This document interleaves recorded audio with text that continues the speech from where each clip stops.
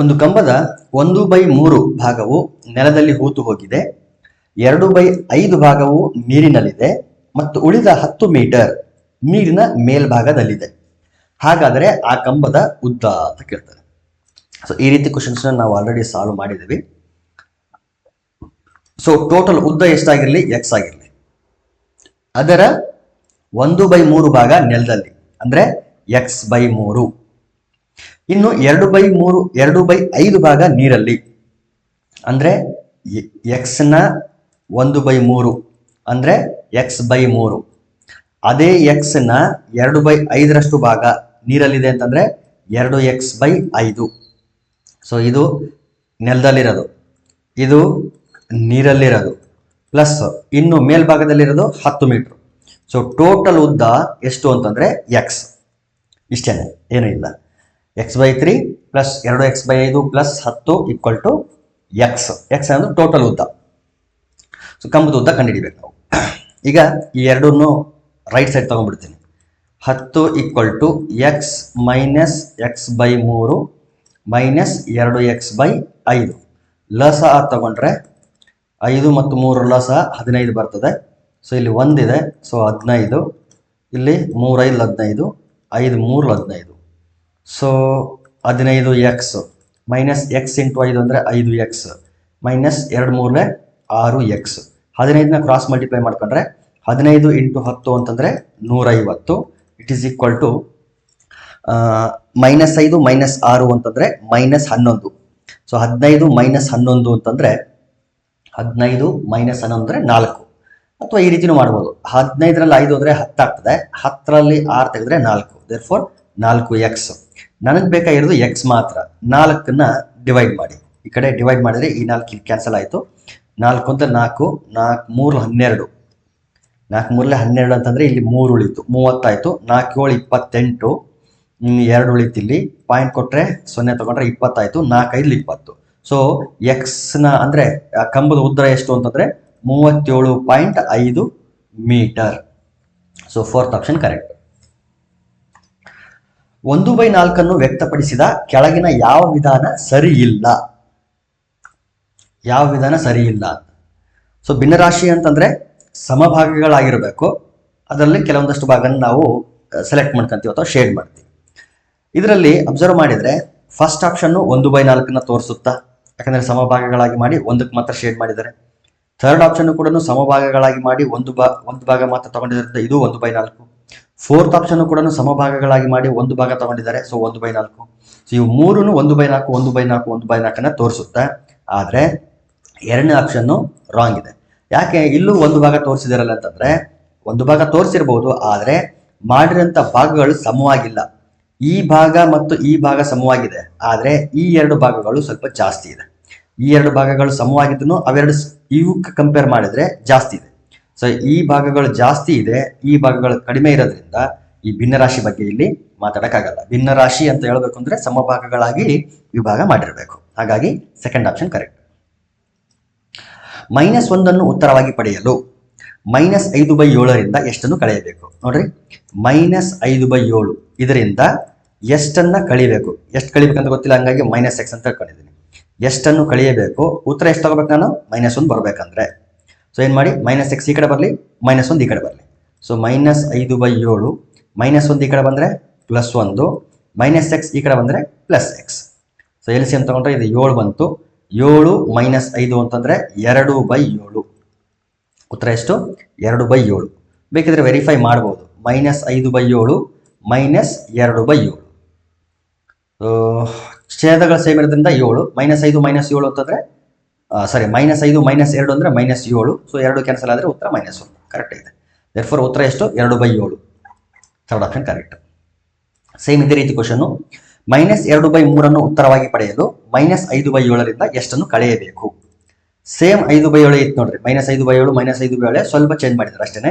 ಇದು 2015ರಲ್ಲಿ ಕೇಳಿದ್ದಾರೆ CTET, ಇದು 2014ರಲ್ಲಿ ಕೇಳಿದ್ದಾರೆ ನೋಡಿ. ಸೇಮ್ -5/7 ತಗೊಂಡಿರೋದು, ಸೇಮ್ ಕ್ವಶನ್ನೇ, ಬಟ್ ಇಲ್ಲಿ ಸ್ವಲ್ಪ ಚೇಂಜ್ ಮಾಡಿದ್ದಾರೆ ಅಷ್ಟೇ.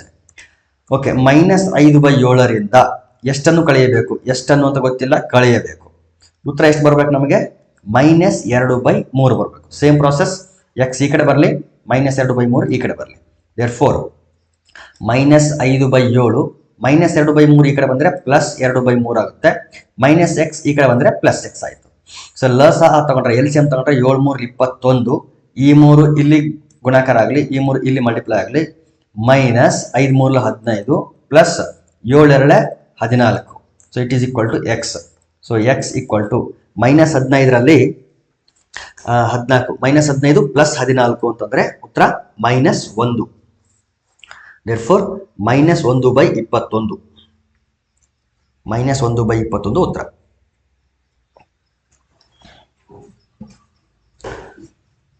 ಎಷ್ಟಾಗುತ್ತೆ?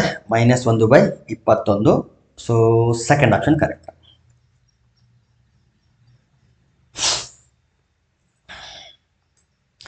ಐದು ಬೈ 8ರ ಸಮಾನ ಭಿನ್ನರಾಶಿಯೊಂದರ ಅಂಶ ಮತ್ತು ಛೇದಗಳ ಮೊತ್ತವು 91 ಆಗಿದೆ. ಹಾಗಾದರೆ ಆ ಭಿನ್ನರಾಶಿಯ ಛೇದ ಮತ್ತು ಅಂಶಗಳ ನಡುವಿನ ವ್ಯತ್ಯಾಸ ಅಂತ ಕೇಳ್ತೇನೆ. ನೋಡಿ, 5/8ರ ಸಮಾನ ಭಿನ್ನರಾಶಿ, ಇದರ ಸಮಾನ ಭಿನ್ನರಾಶಿ ಯಾವ ರೂಪದಲ್ಲಿ ಇರುತ್ತೆ ಅಂತಂದ್ರೆ 5x/8x ರೂಪದಲ್ಲಿ ಇರ್ತದೆ. ಸಮಾನ ಭಿನ್ನರಾಶಿ ಅಂತಂದ್ರೆ ಅಂಶ ಮತ್ತು ಛೇದಕ್ಕೆ ಒಂದು ಸೇಮ್ ನಂಬರ್ ಇಂದ ಗುಣಿಸ್ಬೇಕು, ಇಲ್ಲ ಅಂದ್ರೆ ಭಾಗಿಸ್ಬೇಕು. ಭಾಗಿಸೋದು ಅಂತಂದ್ರೆ ಒಂದು ರೀತಿ ಗುಣಾಕಾರನೇ, ಆಲ್ರೆಡಿ ಎಷ್ಟೋ ಸಾರಿ ಡಿಸ್ಕಸ್ ಮಾಡ್ತಿದೀವಿ ನಾವು. ಸೊ ಗುಣಿಸಿದ್ರೆ ಅಥವಾ ಭಾಗಿಸಿದ್ರೆ ಅಂಶ ಮತ್ತು ಛೇದ ಎರಡಕ್ಕೂ ಒಂದೇ ನಂಬರಿಂದ ಗುಣಿಸಿದ್ರೆ ಅಥವಾ ಭಾಗಿಸಿದ್ರೆ ಏನು ಹೊಸ ಭಿನ್ನರಾಶಿ ಬರುತ್ತೆ. ಅದನ್ನ ಆ ಕೊಟ್ಟಿರ್ತಕ್ಕಂಥ ಭಿನ್ನರಾಶಿಯ ಸಮಾನ ಭಿನ್ನರಾಶಿ ಅಂತ ಟ್ರೀಟ್ ಮಾಡ್ತೀವಿ. ಹಾಗಾಗಿ 5/8ರ ಎಲ್ಲಾ ಭಿನ್ನರಾಶಿಗಳು ಯಾವ ರೂಪದಲ್ಲಿ ಇರ್ತವೆ ಅಂತಂದ್ರೆ 5x/8x. ಇಲ್ಲಿ x ನ ಚೇಂಜ್ ಮಾಡ್ತಾ ಹೋದಂಗೆಲ್ಲಾನು ನಮಗೆ ಹೊಸ ಹೊಸ ಭಿನ್ನರಾಶಿಗಳು ಮತ್ತು ಸಮಾನ ಭಿನ್ನರಾಶಿಗಳು ಯಾವುದಕ್ಕೆ 5/8ಕ್ಕೆ ಸಮಾನ ಭಿನ್ನರಾಶಿಗಳು ಸಿಗ್ತಾ ಹೋಗ್ತವೆ. ಇಲ್ಲಿ ನಮಗೆ ಬೇಕಾಗಿರೋಂಥ ಸಮಾನ ಭಿನ್ನರಾಶಿ ಯಾವುದು ಅಂತ ಗೊತ್ತಿಲ್ಲ, ಹಾಗಾಗಿ ಅದನ್ನ ನಾನು 5x/8x ಅಂತ ಅನ್ಕೊಳ್ತೀನಿ. ಇದರಲ್ಲಿ ಅಂಶ ಯಾವುದು? 5x, ಛೇದ 8x. So numerator 5x, denominator 8x. ಇಲ್ಲಿ ಏನ್ ಕೇಳ್ತಾರೆ? ಆ ಸಮಾನ ಭಿನ್ನರಾಶಿಯೊಂದರ ಅಂಶ ಮತ್ತು ಛೇದಗಳ ಮೊತ್ತ ಅಂದ್ರೆ ಇದು ಸಮಾನ ಭಿನ್ನರಾಶಿ, ಇದರ ಅಂಶ ಮತ್ತು ಛೇದಗಳ ಮೊತ್ತ ಎಷ್ಟು ಅಂತ ಹೇಳ್ತಾರೆ ಅಂತಂದ್ರೆ 91. ಹಾಗಾದ್ರೆ ಆ ಭಿನ್ನರಾಶಿಯ ಛೇದ ಮತ್ತು ಅಂಶಗಳ ನಡುವಿನ ವ್ಯತ್ಯಾಸ ಕಂಡುಹಿಡಿಬೇಕು. ಸೊ ಈ ಅಂಶ ಮತ್ತು ಛೇದಗಳ ನಡುವಿನ ವ್ಯತ್ಯಾಸನ ನಾವು ಕಂಡುಹಿಡಿಬೇಕು. ಓಕೆ, ಈಗ ಇವೆರಡನ್ನು ಕೂಡಿಸಿದ್ರೆ 8 4 12 13x = 91. ಸೊ ಭಾಗಾಕಾರ ಮಾಡಿದ್ರೆ 13 1 13, 13 91. ಸೊ x ನ ಬೆಲೆ ಎಷ್ಟು ಅಂತ ಬಂತು? 7 ಅಂತ ಬಂತು, 7. ಹಾಗಾದ್ರೆ ಅಂಶ 5x, ಹೌದಾ? 5 × x ಅಂದ್ರೆ 7, 5 7 35. ಇನ್ನು ಛೇದ 8x ಅಂತ ಇದೆ. ಸೊ 8 × 7, 8 7 56. ವ್ಯತ್ಯಾಸ ಅಂತ ಕೇಳಿರೋದ್ರಿಂದ ಕಳೀರಿ 56 - 35. 56 - 35 ಎಷ್ಟು ಬಂತ ಅಲ್ಲಿಗೆ? 6ರಲ್ಲಿ 5 ಹೋದ್ರೆ 1, 5ರಲ್ಲಿ 3 ಹೋದ್ರೆ 2. So 21 answer. Second option correct.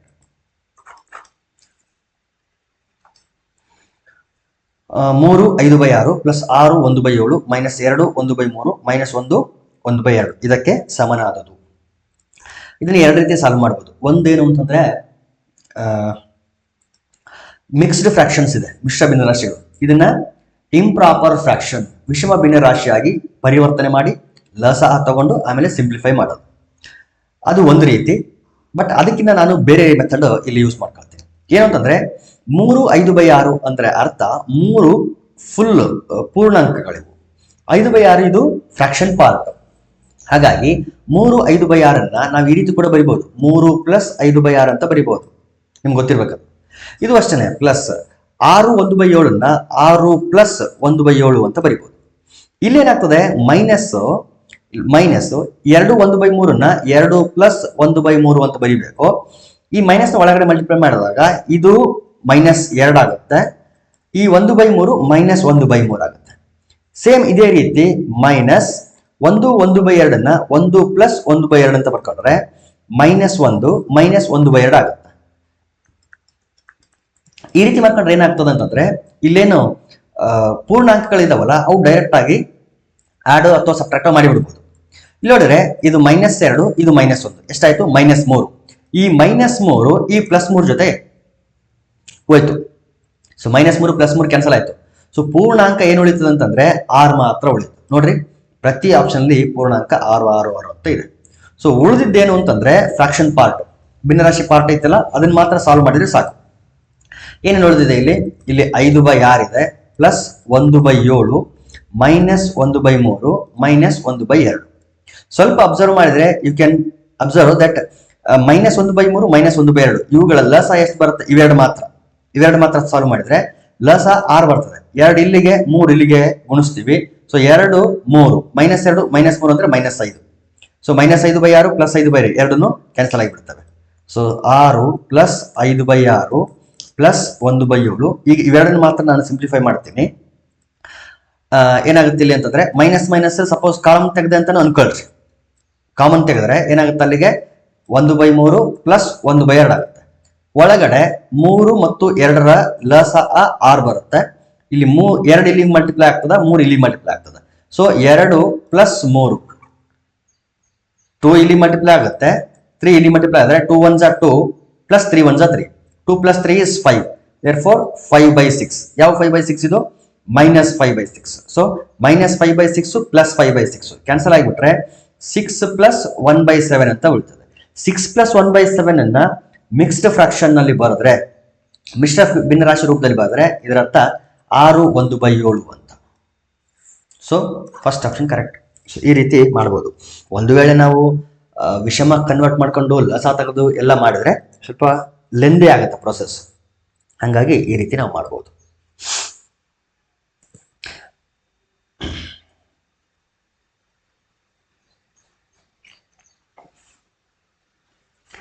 Next ನೋಡಿ, 5 plus 1/5 plus 1/5 plus 1/5 plus 1/5. So ಈ ರೀತಿ ಇನ್ಫಿನಿಟಿ ವರ್ಗು ಹೋಗ್ತಾ ಇದೆ. ಇದು ಇನ್ಫಿನಿಟಿ ವರ್ಗು ಹೋಗ್ತಾ ಇದೆ. ಇದಕ್ಕೆ ಏನೇನು ಕಾರಣ ಅಂತಂದ್ರೆ ಇದ್ರ ಬೆಲೆ ಗೊತ್ತಿಲ್ಲ ನಮಗೆ. ಸೊ ಅದ್ರ ಬೆಲೆ ಏನಾಗಿರ್ಲಿ? ಎಕ್ಸ್ ಆಗಿರ್ಲಿ. X equal to 5 plus 1/5 plus 1/5 plus 1/5 plus and so on. ಹಿಂಗೆ ಕಂಟಿನ್ಯೂ ಆಗ್ತಾನೆ ಇರ್ತದೆ ಕೆಳಗಡೆ. ಸೊ ಇದ್ರ ಬೆಲೆ ಎಕ್ಸ್. ಸೊ ಅಬ್ಸರ್ವ್ ಮಾಡಿ, ಒಂದು ಟರ್ಮ್ ಮಾತ್ರ ಬಿಟ್ಕೊಂಡ್ರೆ ಈ ರೀತಿ ಒಂದು ಕ್ವಶನ್ ಮಾಡಿದ್ವಿ ನಾವು. ರೂಟ್ ಯಾವುದೋ ಒಂದು 2 ಪ್ಲಸ್ ರೂಟ್ 2 ಪ್ಲಸ್ ಈ ರೀತಿ ಏನೋ ಒಂದಿತ್ತು, ಇನ್ಫಿನಿಟಿ ವರೆಗೂ ಹೋಗ್ತಾ ಇತ್ತು. ಅದ್ರ ಬೆಲೆ ನಾವು ಕಂಡುಹಿಡಿದಿದ್ವಿ. ಸೊ ಅದೇ ರೀತಿ ಒಂದು ಕ್ವಶನ್ ಇದು. ಸೊ ಫಸ್ಟ್ ಒಂದು ಟರ್ಮ್ ಬಿಟ್ಟು ಕೆಳಗಡೆ ಮಾತ್ರ ಅಬ್ಸರ್ವ್ ಮಾಡಿ. ಏನಿದೆ ಇಲ್ಲಿ? 5 ಪ್ಲಸ್ 1/5 ಪ್ಲಸ್ 1/5 ಪ್ಲಸ್. ನೋಡಿ, ಅಷ್ಟಕ್ಕೂ ನಾವೇನಂತ ಅನ್ಕೊಂಡಿದೀವಿ ಅಂತಂದ್ರೆ ಎಕ್ಸ್ ಅಂತ ಅನ್ಕೊಂಡಿದೀವಿ. ಎಕ್ಸ್ ಅಂದ್ರೆ ಏನು? 5 ಪ್ಲಸ್ 1/5 ಪ್ಲಸ್ 1/5 ಪ್ಲಸ್. ಸೊ ಇದು ಎಕ್ಸ್. ಹಾಗಾದ್ರೆ ಕೆಳಗಡೆ ಇರೋದೇನು? ಅದು ಕೂಡ ಸೇಮ್ ಟರ್ಮ್ ಏನೇ ನೋಡಿ. 5 ಪ್ಲಸ್ 1/5 ಪ್ಲಸ್ ಇರೋದು, ಕೆಳಗಡೆ ಅದೇ ಇದೆ 5 ಪ್ಲಸ್ 1/5 ಪ್ಲಸ್ 1/5. ಸೊ ಇಷ್ಟಕ್ಕೂ ನಾವು ಎಕ್ಸ್ ಅಂತ ಅನ್ಕೊಂಡಿದೀವಿ ಅಂತಂದ್ರೆ ಕೆಳಗಡೆ ಇರೋದು ಅದೇ ಟರ್ಮೇ. ಹಾಗಾಗಿ ಕೆಳಗಡೆ ಇರೋದನ್ನೆಲ್ಲ ತೆಗೆದು ನಾನೆಂತ ರೀಪ್ಲೇಸ್ ಮಾಡ್ಬೋದು ಅಂದ್ರೆ ಎಕ್ಸ್ ಅಂತ ರೀಪ್ಲೇಸ್ ಮಾಡ್ಬೋದು. ಹಾಗಾಗಿ ಇದನ್ನೇನಂತ ಬರಿಬೋದು ಅಂದ್ರೆ x equals to 5 plus 1/. So ಇದೆಲ್ಲ ಟರ್ಮು ಯಾವ್ದಕ್ಕೆ ಈಕ್ವಲ್ ಅಂತಂದ್ರೆ ಎಕ್ಸ್ ಏನೆ, ಅದು ಕೂಡ ಎಕ್ಸ್ ಏನೆ. ಯಾಕಂದ್ರೆ ಮೇಲ್ಗಡೆ ಟರ್ಮ್ ಕೆಳಗಡೆ ಟರ್ಮ್ ಏನು ಬೇರೆ ಬೇರೆ ಇಲ್ಲ. ಮೇಲ್ಗಡೆ ಇರೋದು 5 ಪ್ಲಸ್ 1/5 ಪ್ಲಸ್ 1/5 ಪ್ಲಸ್ 1/5 ಪ್ಲಸ್ ಅಂತ ಹಿಂಗೇನೆ ಇರೋದು. ಅಷ್ಟಕ್ಕೂ ನಾವು ಎಕ್ಸ್ ಅಂತ ಕರಿತೀವಿ. ಕೆಳಗಡೆ ಇರೋದೇನು? 5 plus divide by 5 plus 1/5 plus 1/5 plus ಹಿಂಗೆ ಇದೆ. ಸೊ ಇದು ಕೂಡ ಅದೇ ಟರ್ಮ್ ಆಗಿರೋದ್ರಿಂದ ಇದಕ್ಕೆ ನಾವೇನಂತ ಕೊಡ್ಬೋದು? ಎಕ್ಸ್ ಅಂತ ಕೊಡ್ಬೋದು. ಈಗ ಎಲ್ ಸಿ ಎಂ ತಗೊಂಡ್ರೆ ಎಲ್ ಸಿ ಎಂ ಏನು ಬರುತ್ತೆ? ಇಲ್ಲಿ ಎಕ್ಸ್ ಬರುತ್ತೆ. X equal to 5 plus L C M ಏನು ಬರುತ್ತೆ? ಇಲ್ಲಿ ಎಲ್ ಸಿ ಎಂ ಎಕ್ಸ್ ಬರುತ್ತೆ. ಸೊ ಎಕ್ಸ್ ಬರೋದ್ರಿಂದ ಇಲ್ಲಿ 1 ಇದೆ. ಎಕ್ಸ್ ಇಲ್ಲಿ ಮಲ್ಟಿಪ್ಲೈ ಆಗುತ್ತೆ, 1 ಇಲ್ಲಿ ಮಲ್ಟಿಪ್ಲೈ ಆಗುತ್ತೆ. therefore it will be 5x plus 1. x ಇಲ್ಲಿ ಮಲ್ಟಿಪ್ಲೈ ಆಗುತ್ತೆ, 1 ಇಲ್ಲಿ ಮಲ್ಟಿಪ್ಲೈ ಆದ್ರೆ 5x plus 1. So x cross multiply ಮಾಡ್ಕೊಳ್ಳೋಣ. x into x is x square. x square equals to 5x plus 1. 5x ಈ ಕಡೆ ಬರಲಿ, ಏನಾಗುತ್ತೆ ಆವಾಗ? x square minus 5x minus 1 equal to 0. It is a quadratic equation. ಇದು ಒಂದು ವರ್ಗ ಸಮೀಕರಣ. ಸೊ ವರ್ಗ ಸಮೀಕರಣ ಇದರಲ್ಲಿ ಎ ಬೆಲೆ ಎಷ್ಟಿದೆ? 1 ಇದೆ. ಬಿ ಬೆಲೆ -5, ಸಿ ಬೆಲೆ -1. ಸೊ ನಮಗೆ ಎಕ್ಸ್ ಬೆಲೆ ಬೇಕಾಗಿರೋದು. ಎಕ್ಸ್ ಬೆಲೆ ಬೇಕು ಅಂದ್ರೆ ಸೂತ್ರ ಇದೆ. X equal to -b plus or minus root b² -4ac divided by 2a ಅಂತ ಒಂದು ಸೂತ್ರ ಇದೆ. ಸೊ ಆ ಸೂತ್ರದಲ್ಲಿ ಇದನ್ನ ಹಾಕಿ ಸಿಂಪ್ಲಿಫೈ ಮಾಡೋಣ. X equal to minus b ಅಂದ್ರೆ ಎಷ್ಟಿದೆ -5 plus or minus root b square ಅಂದರೆ -5 ಸ್ಕ್ವೇರ್ -4 ಎ ಅಂತಂದರೆ 1 ಸಿ ಅಂದರೆ -1 ಡಿವೈಡೆಡ್ ಬೈ 2a ಅಂದರೆ 1. So it is equal to minus into minus plus 5 plus or minus root -5ನ square ಮಾಡಿದ್ರೆ 25, ಯಾಕಂದರೆ ಮೈನಸ್ನ square ಮಾಡಿದ್ರೆ ಪ್ಲಸ್ ಆಗ್ತದೆ, 5ನ ಸ್ಕ್ವೇರ್ ಮಾಡಿದ್ರೆ ಪ್ಲಸ್ 25. ಇಲ್ಲಿ minus into minus plus 4 1 4 4 1 4 4 divided by 2 1 2. So it is equal to 5 plus or minus root 25 plus 4 ಅಂತಂದರೆ 29 divided by 2. So ಇದರಲ್ಲಿ 2 ಬೆಲೆಗಳಿದೆ. ಯಾವುದು ಅಂತಂದರೆ ಒಂದು 5 ಪ್ಲಸ್, ಇಲ್ಲಿ ನೋಡಿ ಇದರಲ್ಲಿ 2 ಇದೆ, 5 ಪ್ಲಸ್ ರೂಟ್ 29 ಬೈ 2 ಒಂದು, ಇನ್ನೊಂದು 5 ಮೈನಸ್ ರೂಟ್ 29 ಬೈ 2 ಅಂತ. ಇದರಲ್ಲಿ ಇದಾಗಕ್ಕೆ ಸಾಧ್ಯ ಇಲ್ಲ. ಯಾಕೆಂದ್ರೆ ರೂಟ್ 29 ಅನ್ನೋದು ಇಟ್ ಈಸ್ ಗ್ರೇಟರ್ ದ್ಯಾನ್ 5. ಯಾಕೆಂದ್ರೆ ನೋಡಿ ರೂಟ್ 25 ಅಂದ್ರೆ 5, ರೂಟ್ 29 ಇದು ರೂಟ್ 25ಕ್ಕಿಂತ ದೊಡ್ಡದು. Root 29 is greater than root 25. Root 29 is greater than root 25 ಅಂದ್ರೆ ಎಷ್ಟು 5. Therefore root 29 will be greater than 5. ಯಾವಾಗ ಗ್ರೇಟರ್ ದ್ಯಾನ್ 5 ಆಯಿತು ಅಂತಂದ್ರೆ 5 ಮೈನಸ್, ಈಗ ರೂಟ್ 29 ಆ ಕಡೆ ತಗೊಂಡ್ರೆ ಮೈನಸ್ ರೂಟ್ 29 ಆಗ್ತದೆ, ಈ ಕಡೆ 0 ಉಳಿತು ನೋಡಿ. 0 is greater than 5 minus root 29 ಅಂದ್ರೆ ಅರ್ಥ, ಇದನ್ನ ರಿವರ್ಸ್ ಬರ್ಕೊಂಡ್ರೆ 5 minus root 29 is less than 0 ಅಂದ್ರೆ ಅರ್ಥ it is a negative number. It is a negative number. But ಇಲ್ಲಿರೋದು ಎಲ್ಲ ಪಾಸಿಟಿವ್ನೇ, 5 ಪ್ಲಸ್ 1/5 ಪ್ಲಸ್ 1/5. ಸೊ ಇಲ್ಲಿ ಎಲ್ಲೂ ನೆಗೆಟಿವ್ ಇಲ್ಲ. ನೆಗೆಟಿವ್ ನಂಬರ್ ಬರೋಕ್ಕೆ ಇಲ್ಲಿ ಸಾಧ್ಯನೇ ಇಲ್ಲ. ಹಾಗಾಗಿ x can never be a negative number. Therefore 5 minus root 29/2 ಅನ್ನೋದು ಒಂದು ನೆಗೆಟಿವ್ ನಂಬರ್ ಆಗಿರೋದ್ರಿಂದ ಇದಾಗಕ್ಕೆ ಸಾಧ್ಯ ಇಲ್ಲ. ಒಂದೇ ಒಂದು ಪಾಸಿಬಿಲಿಟಿ ಇರೋದು 5 ಪ್ಲಸ್ ರೂಟ್ 29/2. ಬಟ್ ಇಲ್ಲಿ ಆ ಆಪ್ಷನ್ ಇಲ್ಲ, ಬಟ್ ಬೇರೆ ಥರ ಇದೆ ಅಷ್ಟೇನೆ. 5 ಪ್ಲಸ್ ರೂಟ್ 29/2 ಅಂದ್ರೂ ಒಂದೇ, ರೂಟ್ 29 ಪ್ಲಸ್ 5/2 ಅಂದ್ರೂ ಒಂದೇ, ಎರಡು ಒಂದೇ ಅರ್ಥ. ಯಾಕಂದ್ರೆ ಅಡಿಷನ್ ಈಸ್ ಕಮ್ಯೂಟೇಟಿವ್, ಪರಿವರ್ತನೀಯ ಗುಣ ಇರೋದ್ರಿಂದ ರೂಟ್ 29 ಪ್ಲಸ್ 5/2 ಅಂದ್ರೂ ಕೂಡ ಸೇಮ್ ಅರ್ಥ ಆಗ್ತದೆ. Therefore fourth option correct. ಇದಕ್ಕೆ ಇನ್ನೊಂದು ಕ್ವಶನ್ ಆಡ್ ಮಾಡಿಬಿಡ್ತೀನಿ ನಾನು, ಅದು ಕಾಪಿ ಮಾಡಿಲ್ಲ ಬಟ್ ಬರೀತೀನಿ. ಸೇರಿದೆ ಕ್ವಶನ್ ಅಂತಂದ್ರೆ 1.3ರ ಬೆಲೆ, 1.3ರ ಬೆಲೆ ಅಂತ ಬಹಳ ಸಿಂಪಲ್ ಕ್ವಶನ್, ಹಾಗಾಗಿ ಇದನ್ನು ತಗೊಂಡಿದ್ದೀನಿ. 13/10 ಆಪ್ಷನ್ ಇದೆ. ಎರಡನೇ ಆಪ್ಷನ್ನು -4/3 ಅಂತ ಇದೆ. ಮೂರನೇ ಆಪ್ಷನ್ನು -13/10 ಅಂತ ಇದೆ. ಇನ್ನು ನಾಲ್ಕನೇ ಆಪ್ಷನ್ನು 4/3 4/3 ಅಂತ ಇದೆ. ಸೊ 1.3 ಅಂತಂದ್ರೆ ಕೆಳಗಡೆ ಏನಿಲ್ಲ ಅಂದ್ರೆ 1 ಇರ್ತದೆ. ಒಂದು ಡೆಸಿಮಲ್ ಪಾಯಿಂಟ್ ಒಂದು ಡಿಜಿಟ್ ರೈಟ್ ಸೈಡ್ ಬಂದ್ರೆ 10 ಕೆಳಗಡೆ ಬರಬೇಕು. ದೇರ್ಫೋರ್ 13 ಆಯಿತು ಅಂದ್ರೆ ಕೆಳಗಡೆ 10 ಬರ್ತದೆ. ಸೊ ಆನ್ಸರ್ ಎಷ್ಟು ಅಂದ್ರೆ 13/10. So first option correct. First option correct. ಇಲ್ಲ, ಇದನ್ನ ಬೇರೆ ಥರನೂ ಮಾಡ್ತಾರೆ. ಏನು ಮಾಡ್ತಾರೆ ಅಂತಂದರೆ, ಇದನ್ನು ಸಪ್ರೇಟ್ ಮಾಡ್ಕೊಂಡ್ರೆ ಹೆಂಗೆ ಸಪ್ರೇಟ್ ಮಾಡ್ಕೊಳ್ತಾರೆ ಅಂದರೆ 1.3ನ್ನ 1 ಪ್ಲಸ್ 0.3 ಅಂತ ಬರ್ಕೊಳ್ಬಹುದು. ಸೊ ಇದರ ಅರ್ಥ 1 ಪ್ಲಸ್ 0.3ನ್ನ ವಿಸ್ತರಿಸಿ ಬರೆದಾಗ 3/10 ಅಂತ ಬರ್ತದೆ. ಸೊ ಲಸ ತಗೊಂಡ್ರೆ 10 1 10. ಸೊ ಇಲ್ಲಿ 10 ಗುಣಾಕಾರ ಆಗ್ತದೆ, ಇಲ್ಲಿ 1 ಗುಣಾಕಾರ ಆಗ್ತದೆ. So 10 1 10 plus 3 1 3. ಸೊ 10 ಪ್ಲಸ್ 3 ಅಂದರೆ 13/10. ಸೊ ಈ ರೀತಿ ಕೂಡ ನಾವು ಕಂಡುಹಿಡಿಬಹುದು. ದೇರ್ಫೋರ್ 13/10 ಅನ್ನೋದು ಕರೆಕ್ಟ್ ಆನ್ಸರ್.